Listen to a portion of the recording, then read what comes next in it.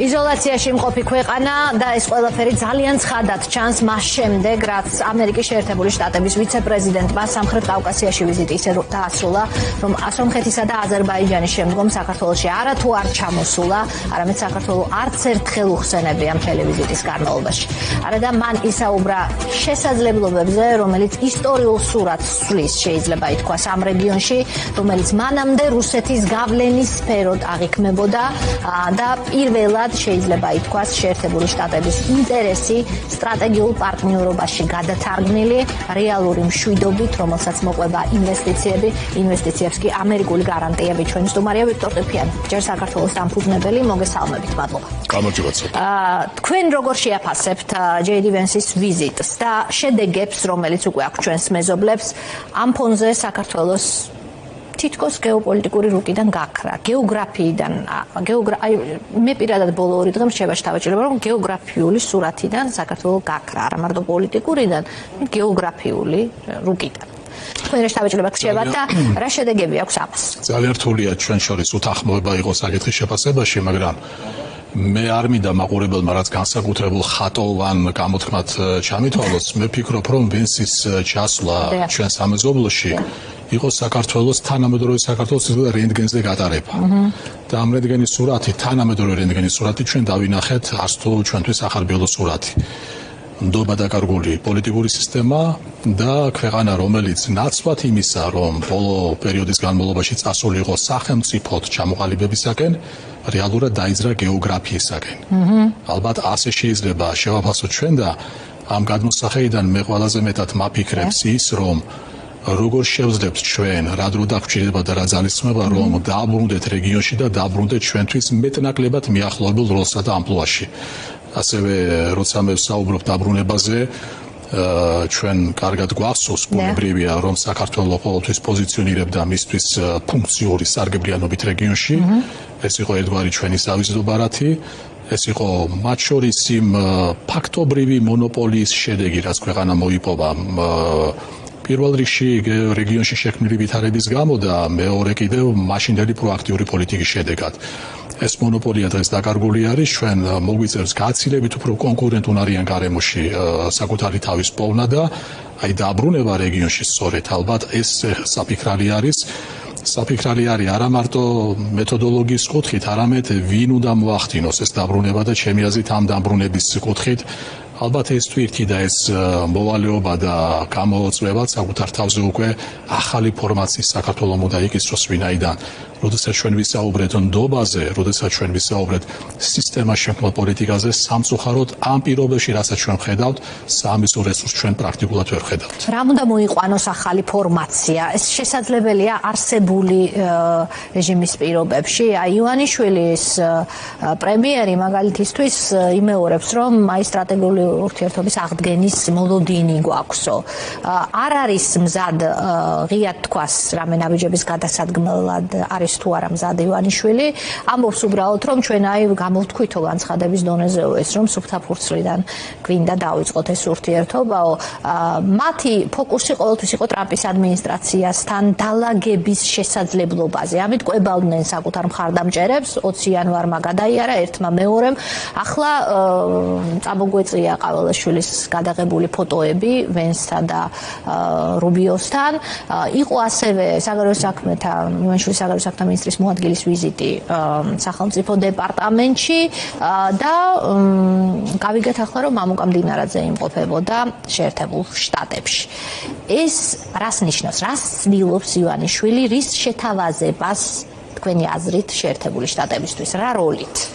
ჩემი აზრით სტრატეგიული ურთიერთობების აღდგენა, გადალაგება და ეს ფრაზა ყოველთვის ჩვენ ამას გვთავაზობენ ახალი ფურცლიდან დაწყება, ჩემი აზრით თავისებურად ესმის ორივე მხარეს.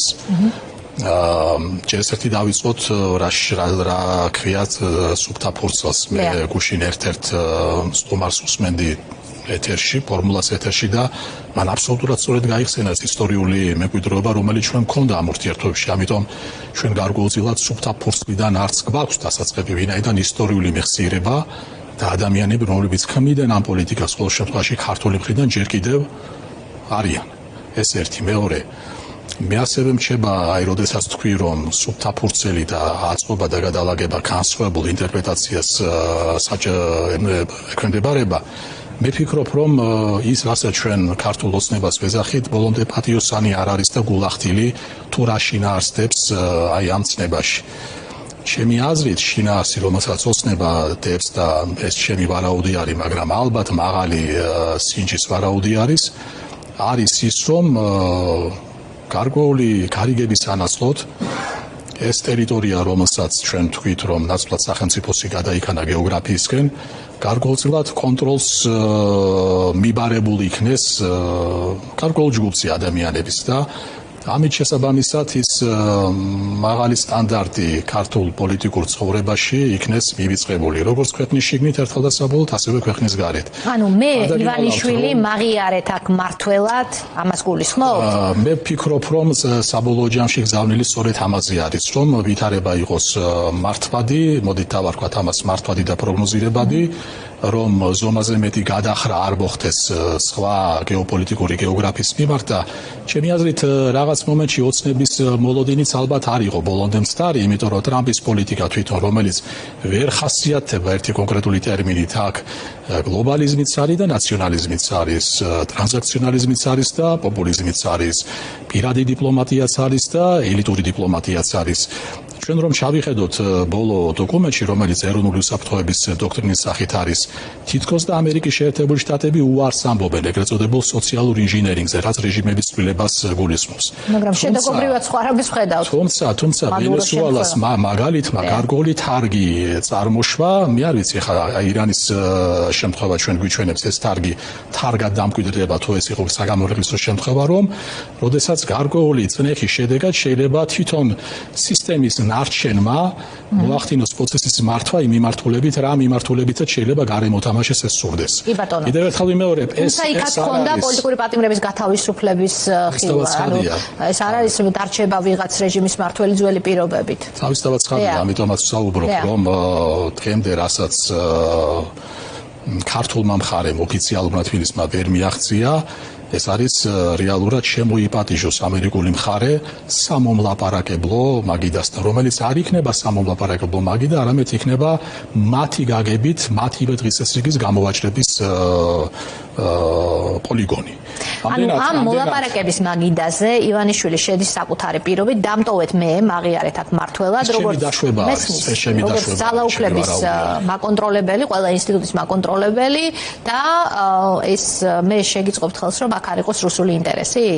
მე არ ვიცი რა იქნება ქართული ოცნების მხრიდან თამასა და როგორი ესე ვთქვათ შეთავაზება იქნება გაკეთებული, იმიტომ რომ რუსული ინტერესი ეს კიდევ ცალკე თემა არის, რუსული ინტერესი უკვე აქ არის. ამაშია საქმე, ამის პასუხისმგებლობა და აღება ივანიშვილს შეუძლია. თან რუსული ინტერესი არის იმ ხარისხით, რომლის გაზომვა ეხლა მე და თქვენ ძალიან გვიჭირს. რა თქმა უნდა. ამის საბოლოო გაზომვა თუ როგორი არის ინფილტრაცია რუსული ინტერესების შესაძლებელი იქნება მხოლოდ ხელისუფლების შეცვლის პირობებში. დღეს ეს შეუძლებელი არის, მაგრამ ალბათ გამოსავაჭრებელი სივრცე განსაკუთრებით მაშინ, როდესაც უკრაინაში ომი არ არის დასრულებული და უკრაინაში ომი არ არის მხოლოდ უკრაინაში სამხედრო შედეგებზე, არამედ არის პოლიტიკურ შედეგებზე იმ გეოგრაფიისათვის, რომელიც საბჭოეთის დაშლიდან მაინც ჰაერში დარჩა გამოკიდებული და ამ მხრივ ჩვენ ბრალი არა მარტო რუსეთს უნდა მივაწეროთ, არამედ დასავლეთს, რომელიც საკმაო ხანი ვერ გადიოდა კომფორტის ზონიდან და ამ ეს გეოგრაფია მიაჩნდა რუსეთის უკანაერძოდ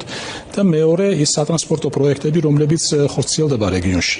აქედან გამომდინარე, ალბათ სავაჭრო პორტფელი იქნება რაღაც ეს ვთქვათ ასეთი მდგენელებისგან შემდგარი, რომ გადახრა მოხდება არასრულად, არამედ სადღაც შეჩერდება გარკვეული ეს ვთქვათ პირობების თანახმად, მაგრამ ვიმეორებ ეს ჩემი დაშვება არის, ამ მხრივ ძალიან საინტერესო არის თვითონ ამერიკული მხარის პოლიტიკა, ვინაიდან ამერიკული პოლიტიკა გამოირჩევა დღეს იმ სიახლით, რომელიც შეიძლება ჩვენ იცით ასე ვუწოდოთ, რომ ეს არის ამერიკული თარგის რევიზიონიზმი, ჩვენ ხშირად სიტყვა რევიზიონიზმს გამოვიყენებთ სხვა რეჟიმებთან მიმართებაში, მაგრამ ამერიკული რევიზიონიზმი ასევე თავისი წარმომავლობის არის, იმიტომ რომ შეერთებული შტატების შიდა პოლიტიკურ ცხოვრებაში დაგროვდა იმდენი გამოწვევა და რასთავარია საგარეო წესრიგი უკვე იმდენად მოიკოჭლებდა, რომ აუცილებელი გახდა გადაწყობა, ამის მოდიფიცირება. აქედან სიტყვა რევიზიონიზმი. სწორედ ამით არის დღეს დაკავებული დონალდ ტრამპი და შესაბამისად მე ფიქრობ, რომ ეს არ არის ერთჯერადი მოვლენა, ეს არის გარკვეულწილად ახალ ერაში, ეპოქაში საერთაშორისო ურთიერთობების შესვლის. აი სწორედ ასეთ გზა გასაყარზე ვიმყოფებით ჩვენ, როდესაც ასეთი არაპროგნოზირებადობა, თუმცა დროთა განმავლობაში ამერიკული პოლიტიკა სწორედ რომ უფრო პროგნოზირებადი ხდება, ალბათ ამის მოლოდინში იყო ქართული ოცნება, თუმცა ჩვენ ვატყობთ ბოლო პერიოდში, რომ გარკვეული გაღიზიანება და უკმაყოფილებაც კიდევაც იგრძნობა ოცნების მხრიდან, როდესაც კულუარული დიპლომატიის ასპარეზიდან გადავიდნენ ღია წერილების ფორმატზე, რომელიც როდესაც შენ გინდა ასეთი მნიშვნელოვანი საკითხის მოგვარება, აბსოლუტურად უგვანო ფორმა არის, აბსოლუტურად შეუფერებელი ფორმა არის და არაპირდაპირი აღიარება არის, რომ შენმა ძალისხმევამ გულისხმობს მიღმა განიცადა აბსოლუტური კოლაფსი და ფიასკო. საინტერესო რომ ამ წერილების მერე ის ფოტოები, რომელიც აღფრთოვანებული სახეებით გადაიღეს დერეფანში გადამწყდარი ვენსის და რუბიოსთან, აბსოლუტურად არ ჯდება მათი ამ წერილების პათოსში. შესაბამისად, ესეც ალბათ ადასტურებს იმას, რომ ერთადერთი რის მიღწევასაც შეერთებულ შტატებთან ახლა ოცნება და ივანიშვილი ცდილობს არის საკუთარი პირობებით შესვლა მოლაპარაკებაში, მაგრამ ასეთი რამ არ არის შემხვედრი ნაბიჯით, ასე ვთქვათ, შეერთებული შტატებისგან. არანაირი ამის ნიშანწყალი არ არის. მით უმეტეს ამ ფოტოს შემდგომ ჩამოვიდა ვენსი ჩვენს მეზობლად და ერთი სიტყვითაც არ უხსენებია საქართველოს. ასეთ პირობებში თუ ეს სტატუს-კვო ნარჩუნდება, ივანიშვილი ვერ აღწევს ლეგიტიმაციას, აი ევროკავშირიდან დღეს დიპლომატიური პასპორტების, სამსახურეობრივი პასპორტების მფლობელებს უვიზო მიმოსვლა შეუწყვიტეს. შეერთებული შტატებიდანაც სტუმილია. რამდენად დიდხანს შეიძლება რეჟიმმა შეინარჩუნოს ასეთ რეპრესიულ გარემოში ძალაუფლება, თქვენი აზრით, თუ გავითვალისწინებთ იმას, რომ მათ ყოფილი პირველი პირების დაჭერაც უხდებათ დღეს?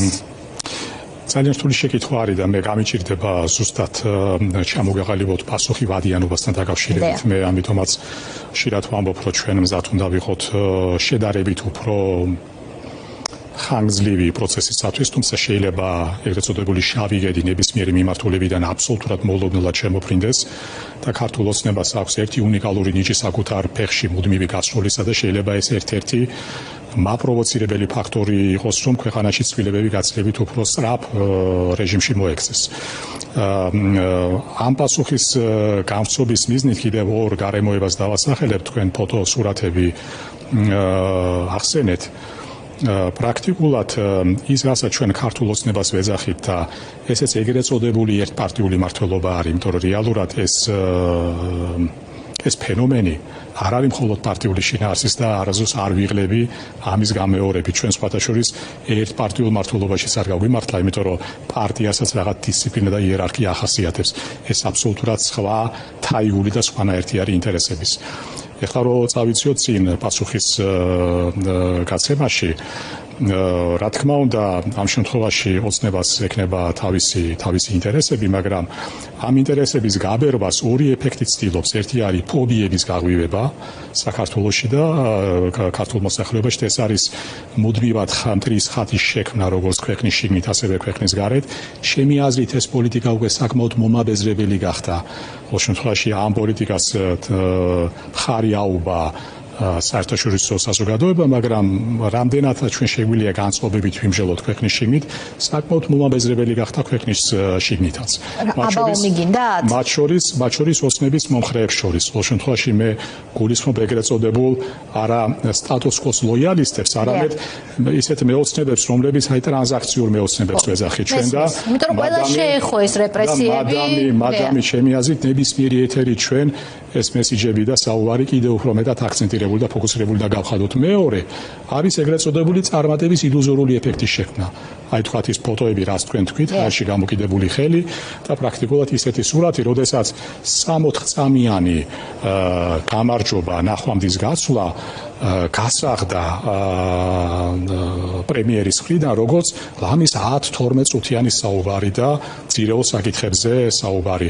ჯერ სივრცე დროის გადმოსახედიდან არტოვებს ამის შტაბის-შტილებას, რომ ამდენადევადი ყოფილიყო ეს საუბარი და მეორე კიდევ მაპატიოს ყველამ, ყოველთვის ვერიდები პირად შეფასებებს, მაგრამ მე ღრმად ეჩვიმებარება, რომ ბატონ ყავილაშვილს შეეძლო ასეთ თემებზე დამოუკიდებელი კომუნიკაციის წარმოება, თუნდაც რომ ქალბატონი მაგა მისი თარჯიმანი ყოფილიყო ამ პროცესში.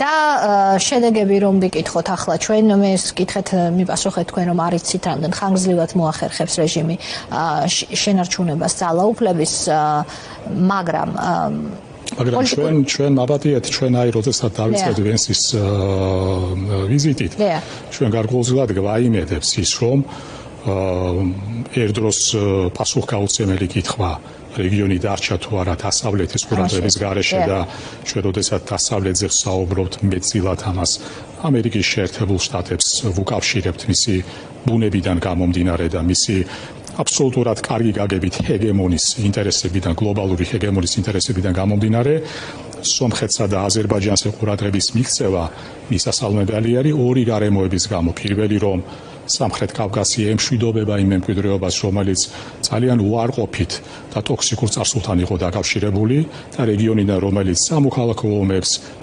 უწესრიგობას, დაპირისპირებას და შემდეგ გადადის უფრო სხვა რელსებზე განვითარების და მეორე საკითხი. ჩვენ სამართლიანად ვამბობთ და უნდა ვამტკიცებდეთ ნებისმიერი არხით, გნებავთ ეს დახურული იქნება თუ ღია, რომ სამხრეთ კავკასიაში ამერიკის შეერთებული შტატების და დასავლეთის დაბრუნება არ იქნება სრულფასოვანი და საქართველოს გარეშე. მაბატიეთ ამ შემთხვევაში თამას ამერიკელებისთვის გაცილებით უფრო მეტი არის, იმიტომ რომ ჩვენ თუ შევხედავთ სამხრეთ კავკასიის როლს მიმდინარე პროექტების ჭრილში, ეს უკვე გაცილებით უფრო დიდი სარტყელი არის ცენტრალური აზია, სამხრეთ კავკასია და შავი ზღვა. აქედან გამომდინარე, ალბათ ჩვენც ასე თუ ისე თუ ეს პოლიტიკა უნდა მივიდეს ლოგიკურ დასასრულამდე, აუცილებლად ყურადღების ცენტრში უნდა მოვექცეთ. ხო, მაგრამ საქართველოს გარეშეც შესაძლოა ალტერნატიული გზების მოძებნა, მას შემდეგ რაც სომხეთი და აზერბაიჯანი დაზავდა. აქ ამიტომ არის დიდი რისკი, რომ თუ საქართველოში რეჟიმი შეინარჩუნებს ძალაუფლებას, ის უბრალოდ ჩაიხსნას ამ ისტორიულ შესაძლებლობას და ავტომატურად დარჩეს რუსეთის მხარეს. მაგრამ აქ ამ იმედის ნაწილში გამოყვებით თქვენ ახსენეთ პროპაგანდისტული მესიჯ ბოქსი, რომელიც აქვს რეჟიმს და რომელიც სამწუხაროდ ბევრ მოქალაქემდე აღწევს, იგივე ომისა და მშვიდობის ნაწილში ვენსის ვიზიტმა ძალიან ცხადად აჩვენა, რას ნიშნავს რეალური მშვიდობა. მშვიდობა ნიშნავს იმას, რომ ენდობი მედიატორს, ამერიკულ სიტყვას რუსეთისგან განსხვავებით, რომელიც მანამდე იყო ერთგვარი მომრიგებელი ამ რეგიონში, ამერიკის შეერთებულმა შტატებმა არა მარტო აიღო ამ მედიატორის როლი მშვიდობის რეალური მშვიდობის დამყარების ნაწილში, არამედ თქვა, რომ მე ინვესტიციას მოვიტან, მაგრამ ამ ინვესტიციას მე ვერ ჩავაგდებ საფრთხის ქვეშ, ამიტომ მოვიტან უსაფრთხოებასაც. ეს არის რეალური მშვიდობა. განსხვავებით, აი მართლაც შემოჩეჩებული ფოტოსავით, რომ ასე ვთქვათ, გვასაღებდნენ ომის ზღვარს პირას დარჩენილ ქვეყანას უპარტნიოროდ რუსეთის პირისპირ ამას გვასაღებენ რომ ეს არის მშვიდობა. აი ამანაც ძალიან გააშიშლა სურათი და მათი ეს პროპაგანდისტული მესიჯი აბაო მიგინდათ. სინამდვილეში აღმოჩნდა რომ ისინი თვითონ რეჟიმის წარმომადგენლები რომლებიც უპირისპირდებიან დასავლეთს მათ უნდათ ომი და არეულობა. სოფო ჩესეთი რაც შეეხება რეგიონს ძალიან მოკლედ როდესაც საუბრობთ რეგიონში მიბრუნებაზე და რეგიონში დაბრუნებაზე ჩვენ რეგიონში ვერ დაბრუნდებით ძალის პოზიციიდან და განმარტავ რას გულისხმობ ის ექსკლუზივი რომელიც ჩვენ გვქონდა არ გვაძლევს საშუალებას რომ უპირატესი პოზიციიდან ვესაუბროთ ჩვენ სამეზობლოს და არა მარტო სამეზობლოს ამიტომ მნიშვნელოვანი იქნება ჩვენი დაბრუნება მოხდეს ისეთი ინიციატივების ხარჯზე რომელიც რეგიონში მისი განვითარების დღის წესრიგის განსაზღვრელი იქნება. კი ბატონო, ასეთი ამბიცია არც სომხეთს და აზერბაიჯანს ჰქონდა ცალ-ცალკე. რაშიდაც ჩვენ შეგვიძლია ჩვენი ნიშა და უნიკალური ვიპოვოთ, ეს არის დღის წესრიგის განსაზღვრა, ვიყოთ აქტიური გამსაზღვრელი და აქტიური ინიციატორი ამ თვალსაზრისით. ალბათ ეს იქნება ერთგვარი არა კონკურენტული გარემოს პოზიციიდან საუბარი, არამედ როგორც შემავსებელი. თუ ჩვენ საუბრობთ იმაზე, რომ ესე იგი რეგიონი უნდა აღდგეს თავის სტატუსში როგორც გეოსტრატა, სამხრეთ კავკასიური გეოსტრატა და გარდა მაგისა ჩვენ რეალობას გავუსწოროთ თვალი დღეს რა თქმა უნდა მივესალმებით ჩვენს სამეზობლოს სომხეთსა და აზერბაიჯანის სახით, მაგრამ დღეს ჩვენი ჩამორჩენა იმდენად საგზნობი გახდა სამწუხაროდ სომხეთისგან და აზერბაიჯანზე რომ არაფერი თქვა, აზერბაიჯანი დღეს ღიად აცხადებს თავის ლიდერობაზე რეგიონში და ამას არ მალავს. პრაქტიკულად აზერბაიჯანი მცირე სახელმწიფოს კატეგორიიდან საშუალო სახელმწიფოს კატეგორიაში გადავიდა და ამას გარკვეულად ობიექტურმა გარემოებამ. ამიტომ პროცესში ჩართულობა და თანამონაწილეობა ჩვენ შეგვიქმნის იმის წინაპირობას, რომ დანარჩენზე მერე ვიფიქროთ, მაგრამ პროცესში სწორედ როგორც თანამონაწილე უნდა დაბრუნდეთ და ამაზე ახლა ჩვენ რო არ განვარცხოთ, იმიტომ რომ არის შორეული message box-ი უფრო გონია ვიდრე რეალური რუსეთი ოკუპანტი მოსული აქ და მის პირისპირ დარჩენილი ეს არის დაუყოვნებლივი საფრთხე. ეს არ არის შორეული, ვინაიდან აი ნახეთ, სულ ახლა ხანს დასრულდა ყარაბაღის პრაქტიკულად მესამე ომი და მცირე მონაკვეთში რამდენი რამ მოხდა რეგიონში, ამიტომ მოვლენები ამ ხრივ დაჩქარდა.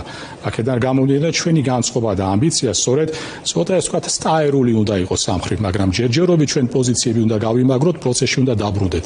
ეხლა რაც შეეხება ომსა და მშვიდობას, აპრიორში მშვიდობა ვერ იქნება ქვეყანაში, რომელიც ოკუპირებული არის.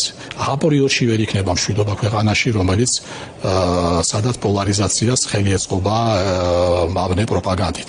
აპრიორში მშვიდობა ვერ იქნება ქვეყანაში, სადაც ეკონომიკური და სოციალური უთანაბრობა არის. და კიდევ ერთი აპრიორში მშვიდობა ვერ იქნება ქვეყანაში, რომლის ოფიციალური დეკლარირებული პოლიტიკა გადის შემწყნარებლობაზე. ის რომ მშვიდობა ფასეული არის, ამას საუბარი არ უნდა, მაგრამ მშვიდობა, რომელიც გადის მყარ უსაფრთხოების გარანტიებს, ეს არის აბსოლუტურად სხვა კატეგორიის მშვიდობა, მშვიდობა, რომელიც გადის შემწყნარებლობაზე, გახსენდება ჩემბერლენი, რომელმაც აუწყა ინგლისის მოსახლეობას, რომ მე თქვენ ჩამოგიტანეთ მშვიდობა და სულ მცირე ხანში ინგლისური ქალაქები დაბომბვის ქვეშ მოექცა. ეს არის ორი კონცეფცია მშვიდობის. ერთი არის მყარი, ნამდვილი, რეალური, მეორე არის მშვიდობა, ფიქცია კატეგორია.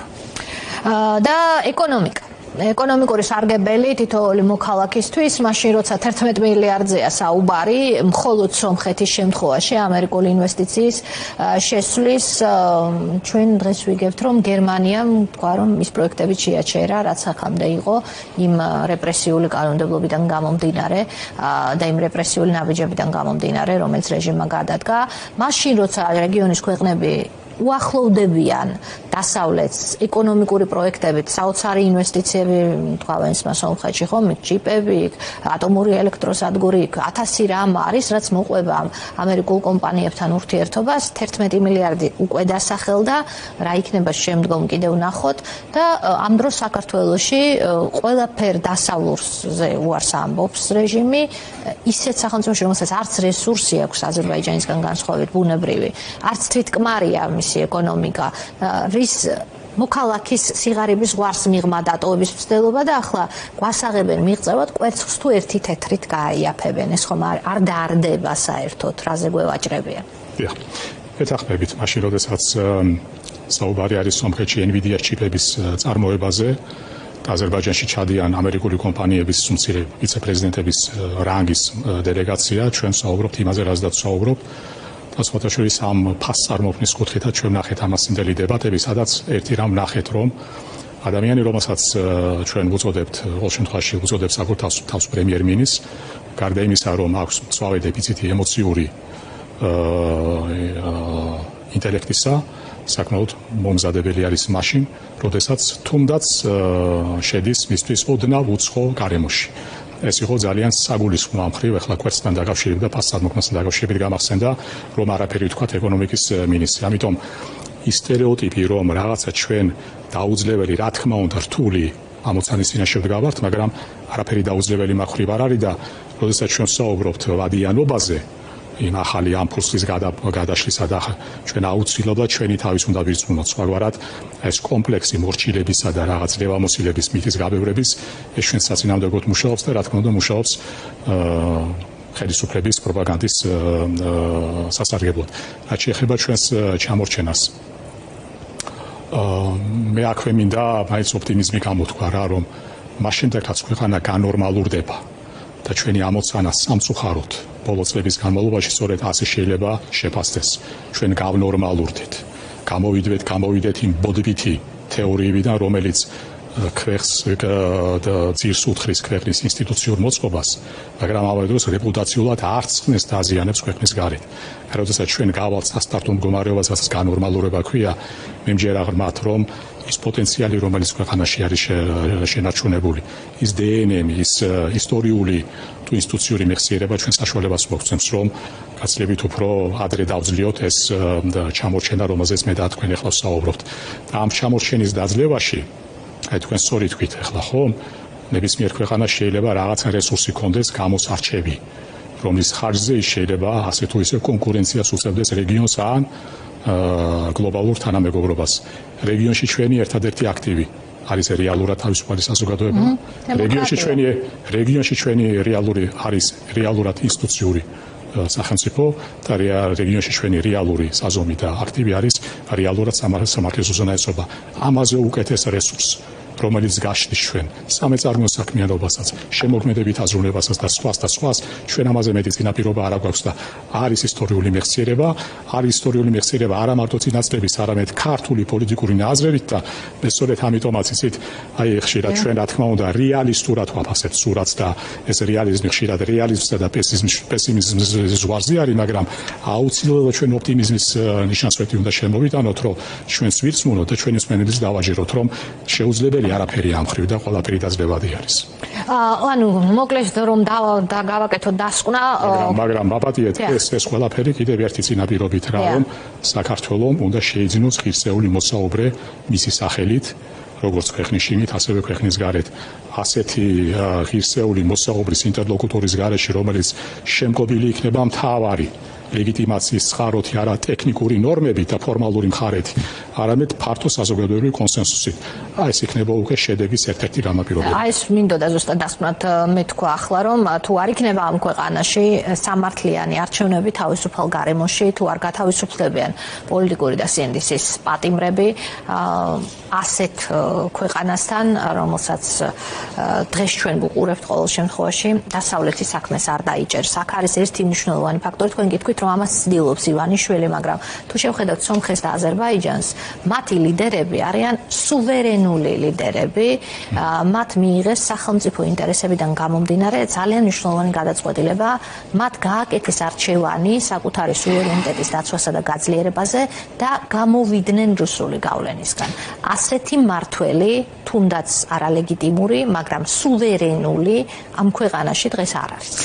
ეს მე აბსოლუტურად ორი და სიტყვით რომ გამოვეხმაო, რომ რეალური სუვერენიტეტი არის შენი თავმოყარეობა და პატიმოყარეობა, რომელიც დაფუძნებული არის ცოდნაზე, კომპეტენციაზე და არა იმაზე, რასაც ჩვენ ვხედავთ.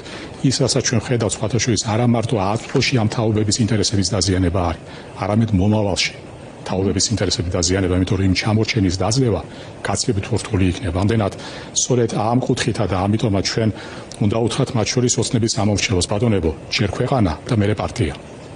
სხვაგვარად არ გამოვა.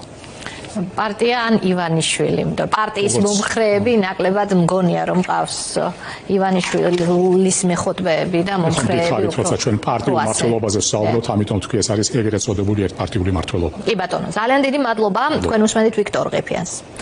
და ვინაცვლებთ გორში, საიდანაც ჩაგვერთვება თეობზივიშვილი, აქტივისტ ვახოფის ხელაურის მეუღლე, გორის სასამართლოს მოსამართლემ ნინო გერგაულმა ვახოფის ხელაურის ადმინისტრაციული სამართალდარღვევის ოქმი გააუქმა დღეს. საგამოძიებო ორგანო ამტკიცებდა, რომ აქტივისტმა პოლიციელებს დაკავებისას გაუწია წინააღმდეგობა და მიაყენა შეურაცხყოფა. თუმცა ირკვევა, რომ მოსამართლემ მხოლოდ პოლიციელთა ჩვენებები არ გაიზიარა და მიუთითა, რომ ისინი არ იყო ერთმანეთთან შესაბამისობაში ისეთ განმარტებებს აკეთებდნენ. ანუ დადასტურდა, რომ ფიცხელაური არა პოლიციელთა შეურაცხყოფის გამო, არამედ წინსწრებით დააკავეს 4 ოქტომბრის სისხლის სამართლის საქმეზე.